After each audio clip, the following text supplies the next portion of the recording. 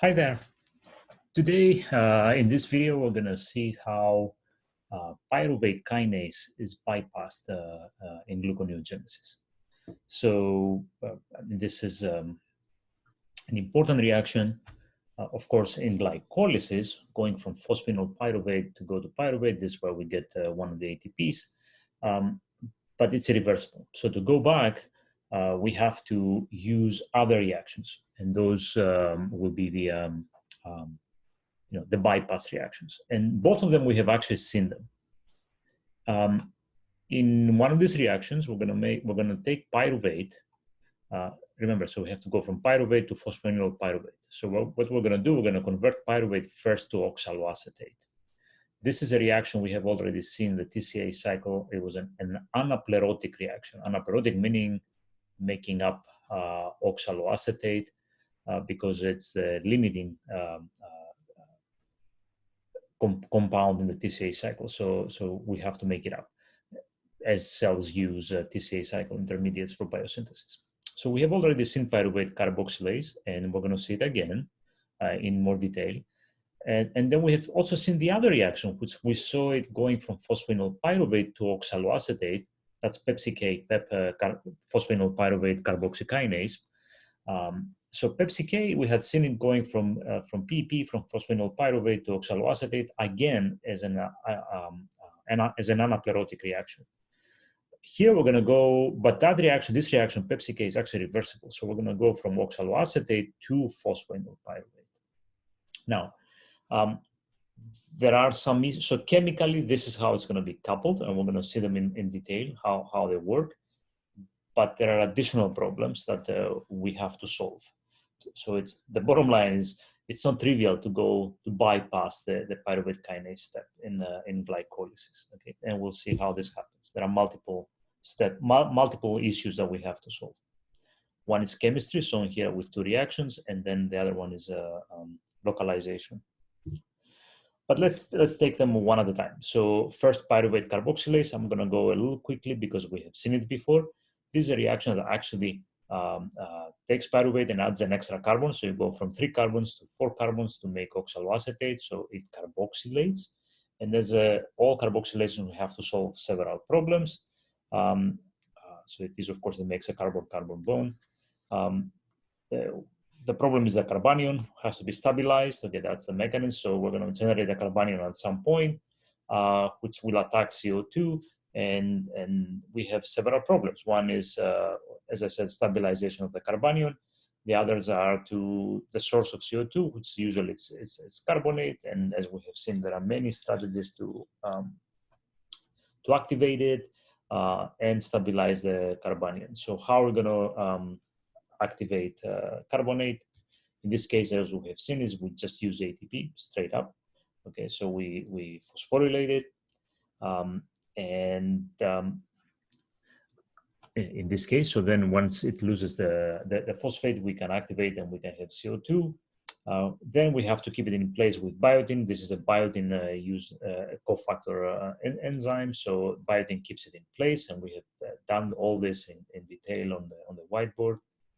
And finally, the carbanion, which this is pyruvate, is stabilized in this case with a keto-enol tautomerization going through these resonance structures here. And then it can attack finally this step CO2, and we got oxaloacetate. All right. So we have seen this reaction. What's kind of interesting here to note is that the reaction itself is, as we had said at the time, also it's activated by, the enzyme itself is activated by acetyl-CoA. It's also activated by ATP. So when ATP is high, meaning the energy, there is plenty of energy in the cell, and of course you have a lot of acetyl-CoA too, this is, your energy is high, you have acetyl-CoA, it's time to make glucose, okay? So your energetic content is pretty high, it's time to, spend some of that energy and generate some goodies such as glucose. So that all makes sense. All right, now we made the oxaloacetate. Now we're gonna go back from oxaloacetate to phosphoryl pyruvate.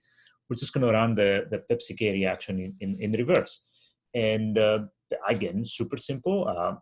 We're going to have, so we're going to lose the carbons here. Here we're going to have a decarboxylation. Okay, so this is oxaloacetate. It will pick up the gamma phosphate of GTP in this case. It's a high, and it doesn't matter. I mean, it has a GTP requirement as opposed to ATP, but it's really you use one ATP again. So we're going to phosphorylate that, and it's here the CO2, the carboxyl group from oxaloacetate will leave. Okay, so we have decarboxylation as the electrons are bouncing onto this carbonyl carbon of oxaloacetate, which will attack the oxygen now, will attack the phosphate on the gamma phosphate of GTP, and you're going to end up having a phosphoryl pyruvate. And of course, you hydrolyzed GTP to GDP, and you generated the CO2. So we got it, okay? And again, the only difference here is that this enzyme is reversible, okay? Pyruvate carboxylase itself is irreversible, so it goes in one way only, but the PepsiK is reversible. So that works, but the problem is that we have a spatial problem. So they're in different places. Oxaloacetate is in mitochondria, and so this is where pyruvate carboxylase will put oxaloacetate, but PepsiK is in the cytoplasm. So how does it get out, right? That's the spatial problem. So it cannot get out of the matrix. Well, we're going to use saddles. Okay. So as we have seen, the mitochondrial matrix, you know, the inner mitochondrial membrane is really impermeable. The protons cannot go through it. That's the whole point of the electron transport chain. So to move things in and out, you have to have some saddle. So the solution here, and we have seen part of that saddle already, and we're going to see it again when we discuss it. But the solution here, of course, is to convert oxaloacetate to something else, in this case to aspartate. So aspartate is an amino acid, oxaloacetate is an acid, okay? And these enzymes, which we will see again several times, they're called transaminases. And what we're going to do is we're going to really move an amino group from an amino acid to another, to a keto acid, and you need two to do this. So let's see how it works. So it's a group transfer. So in this case, as I said, we move amino groups, and transaminases will do that. So you combine, again, an amino acid with a keto acid, and what was the amino acid becomes now the keto acid, and what was the keto acid becomes now the amino acid. Okay, so you swap the amino group. Hence the name transamination. The way it works is a little more complicated than shown. So it involves a cofactor, PLP, pyridoxal phosphate, or pyridoxamine phosphate. So what you do when you start with amino acid, okay, in this case, it's glutamate, you transfer actually the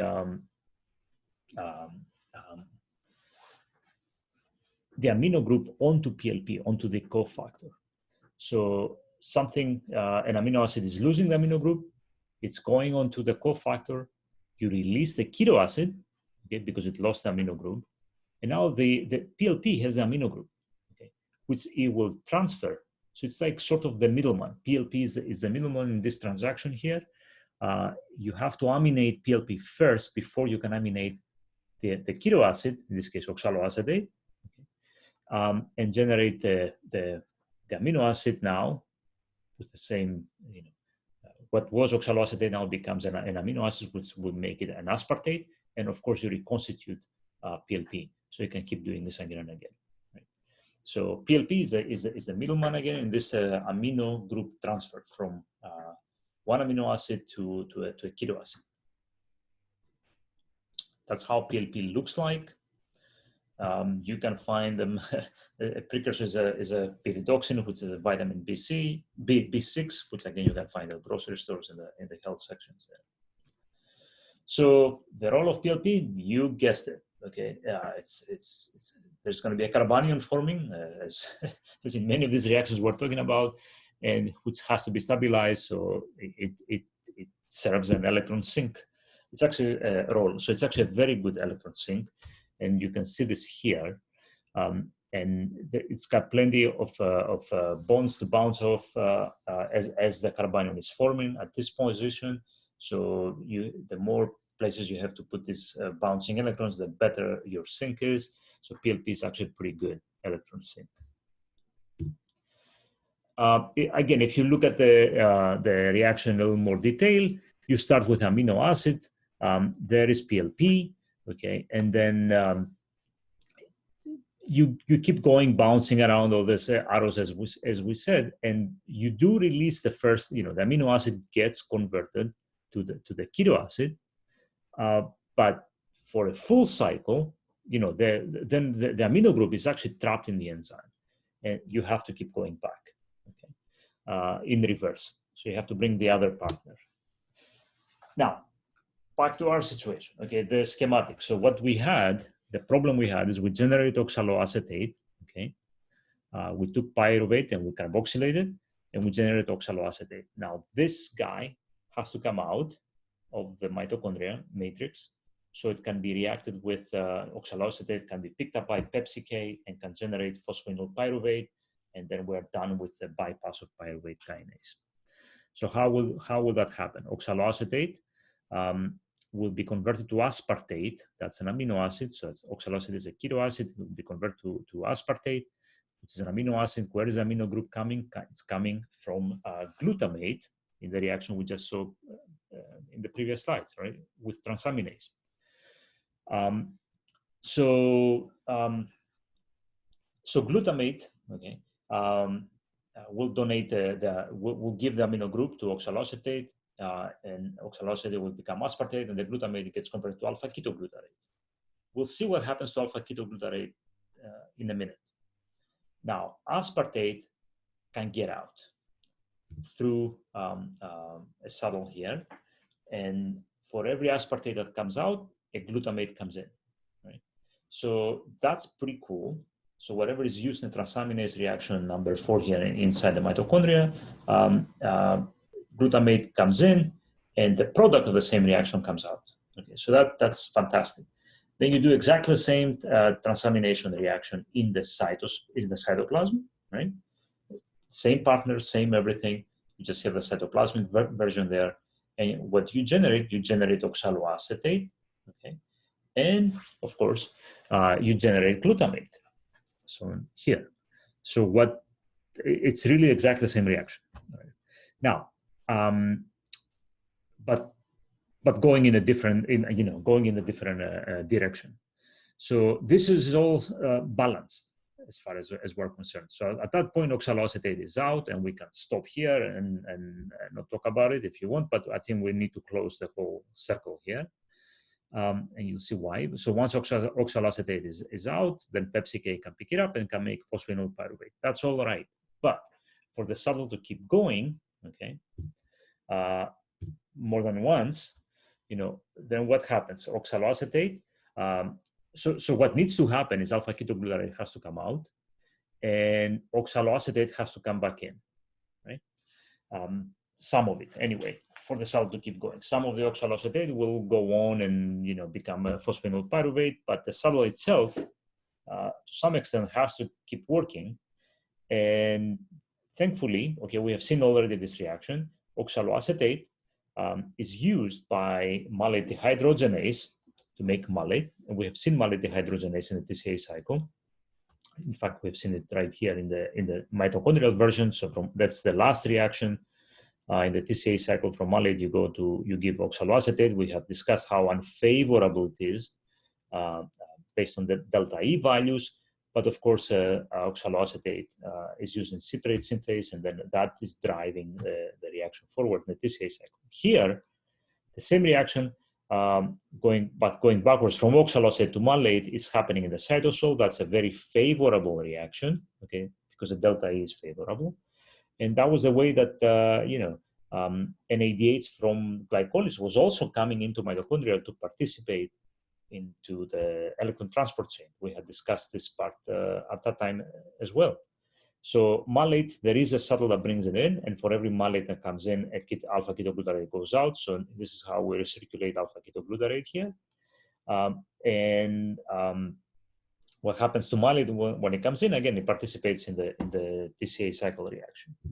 Just to remind you, okay, that was in the TCA cycle reaction in the mitochondrial matrix. It's a very unfavorable reaction because the delta E value is not positive, it's actually negative. But it's driven forward because the next reaction is citrate synthase, so, which is very favorable. So you couple an unfavorable with a super favorable reaction, and then you can drive it in the direction you want. But of course, malate dehydrogenase, as I mentioned, is favorable in the cytosol. So for our purposes, for the subtle purposes, it's all good. And this is how we managed to get oxaloacetate out into the cytosol. Then it gets picked up by PepsiK, and we got phosphoenol pyruvate. So that's so the malate aspartate subtle solves our spatial problem, and we have bypassed pyruvate kinase, and that's the first step in gluconeogenesis.